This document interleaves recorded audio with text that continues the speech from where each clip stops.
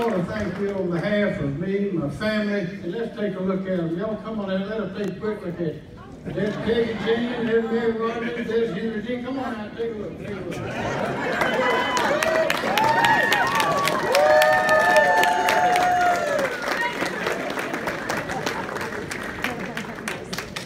I'll be very brief. I don't want to stand between you and the most exciting man in the world today. This man has changed everything. He's changed everything. And how long have we been looking for someone who says what he means what he says, and says it in words that everybody can understand and will not back down. One more thing, we were on the way at the airport, and we're riding in this big, long limousine, Peggy and I and President Trump. And as we started to make a U-turn, he said, all those people, a lot of young people over there waiting behind the fence, and being cleared to see them. But of course, we were a good ways away out there at the airport. He said, I hate to go by. And those people came to see me. He says, Bobby, would it be all right if we went over there? So the car made a U-turn, came by, the man got out and shook every hand and turned every other. I'm telling you, this man has changed the world already in just 9 months, and ladies and gentlemen, we just getting revved up good and started right here in South Carolina when he won that primary. Let's hear it. He was the exciting man in the world, making us stronger in the world and a better place to live. One and only President, our President, Donald Trump.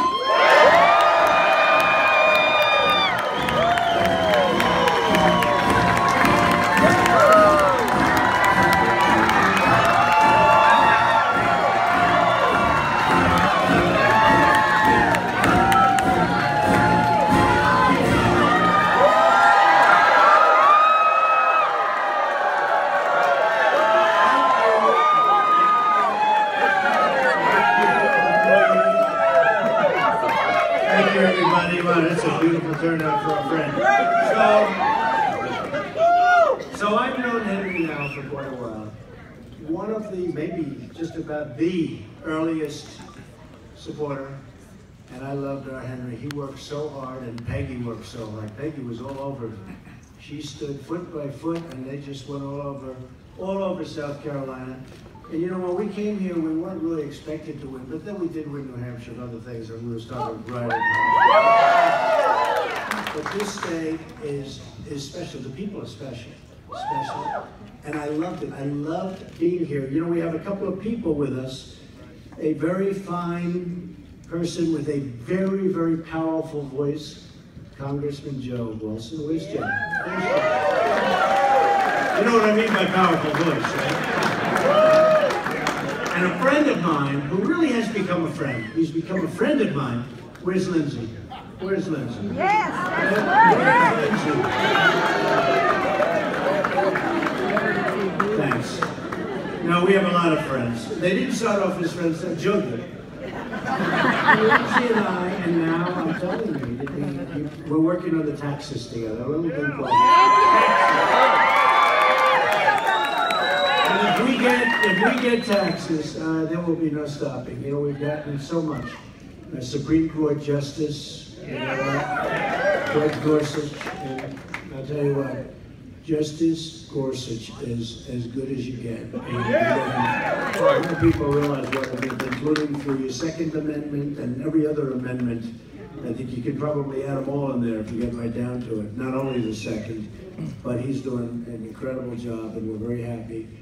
We really have a tremendous group of people in Washington, and right now we're really focused on taxes. Right. It's going to be the largest tax, the biggest tax increase we've ever had in the history of our country, bigger than the Reagan. And I call it, you know, they like to call it tax reform. I like to call it tax cuts. Because people say to me, well, what does reform mean? A lot of people that aren't into this world, they say, does reform mean you're going to raise our taxes? What does reform mean?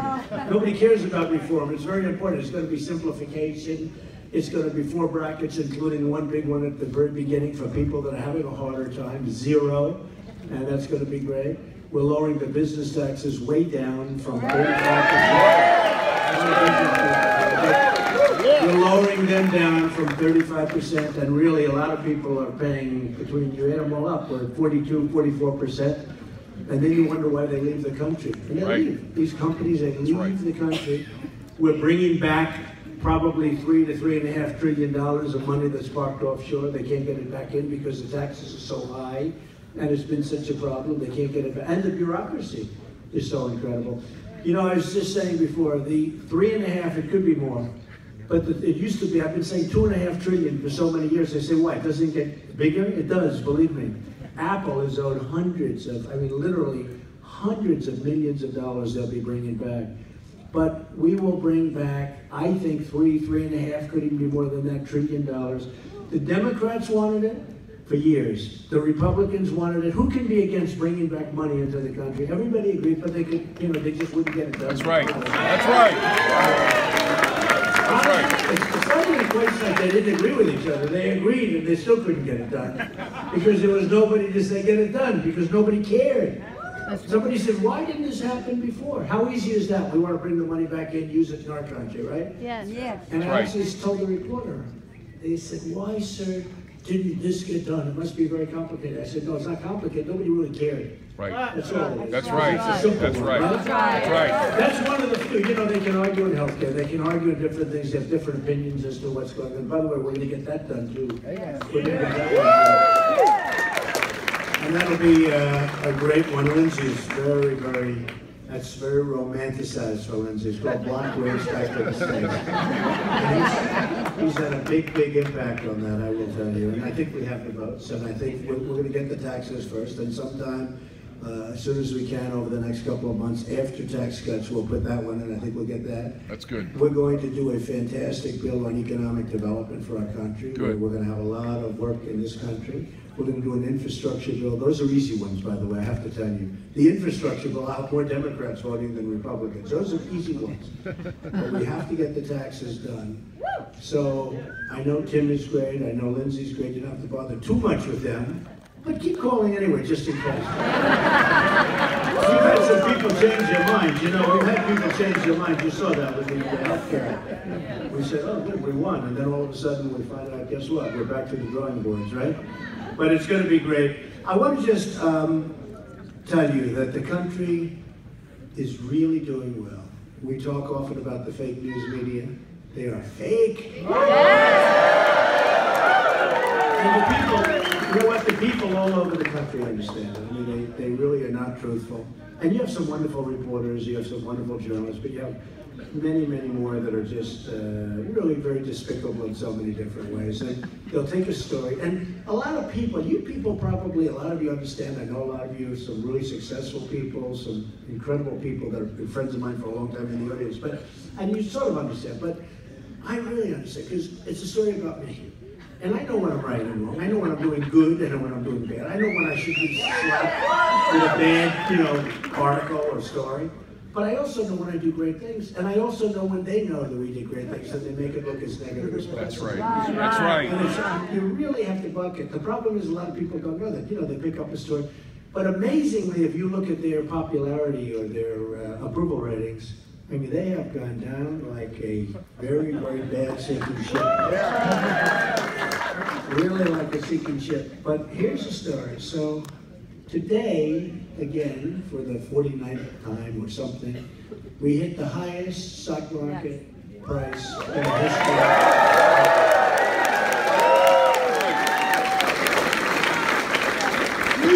We gained, not only in terms of percentage increase, but in terms of real money, $5.2 trillion as of this moment. It's actually now more than that.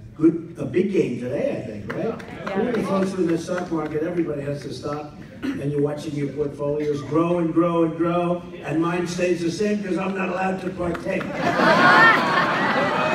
That's okay. But you know what? We've gained $5.2 trillion. Thank you. And that's, I believe, that estimate is from January 1st, but really this started on November 8th because that's when the market started to rocket.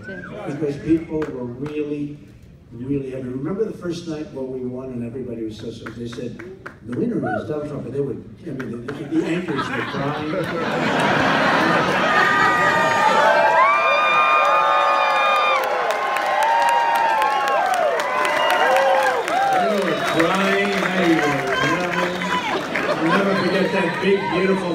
CNN, which was so opposed to us. And John King, he's actually a nice guy. He's good with the map, but he's going, oh my God, oh, wait a minute. Wisconsin has gone. I mean, we already knew about South Carolina, in all fairness. But North Carolina,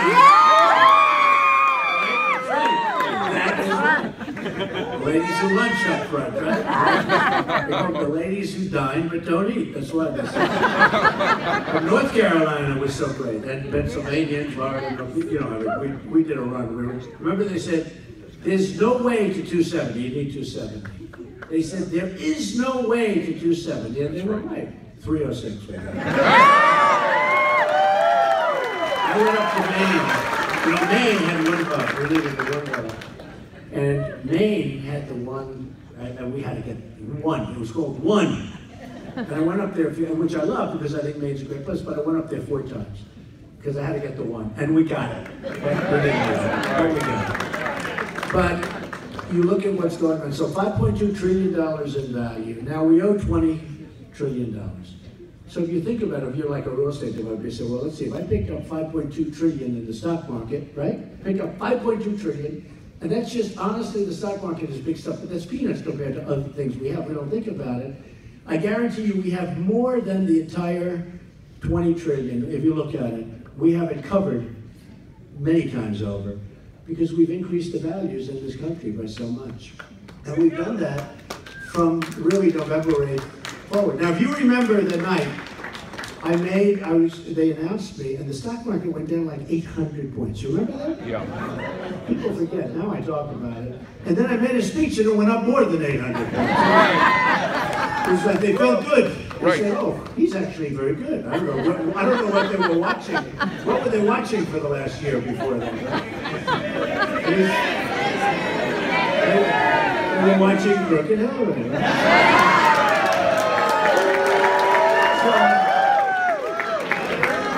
So Hillary today, I don't know if you heard this. This is to me hard to believe. She came out in favor of the NFL players dealing. I'm all in favor of people protesting if they want to protest, but you know what? You don't protest during our national anthem. You don't do it. And they asked me at a conference, they said, "Sir, what do you think of that?" I said, "Now I know why she lost, okay?" Because it's no bad judgment, but it's also wrong. And it's wrong to be doing that. And we took it up very strongly, and we feel very strongly about it. And it's really set us on the right path. Thank you. Even though I noticed there were a couple of guys still kneeling, and the NFL, what they should do, you fine them. Well, first of all, a lot of people aren't watching the NFL now. A lot of people aren't watching, and it's actually sad. All they have to do is say, you do the kneel, you're out for 1 game, right? You do another kneel, you got 2 games. You do another one, you're out for 3 games, and you do another one, you're gone for the season. I guarantee you, the kneeling's going to stop. And they have the right to do it. I don't know what's wrong with the commissioner, why he doesn't do this. Because the people of this country do not want to see disrespect for a flag or anything.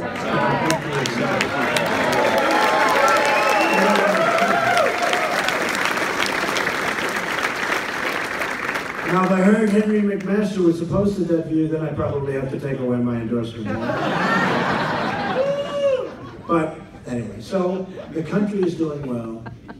We have a long way to go. You know, what people don't realize, I came in, and you see some of the GDP numbers. We're at 1.2%, we were at low. And I speak to foreign, I actually, believe it or not, get along very well with almost all of the foreign leaders. And you talk to them, how are you doing? Not well at all. These are monster countries that nobody really even knows about. You know, how many people do you have? 140 million people. That's a big country, 140. I said, but how are you doing this? No, not well. I said, why aren't you doing well? What's your GDP down to 7%?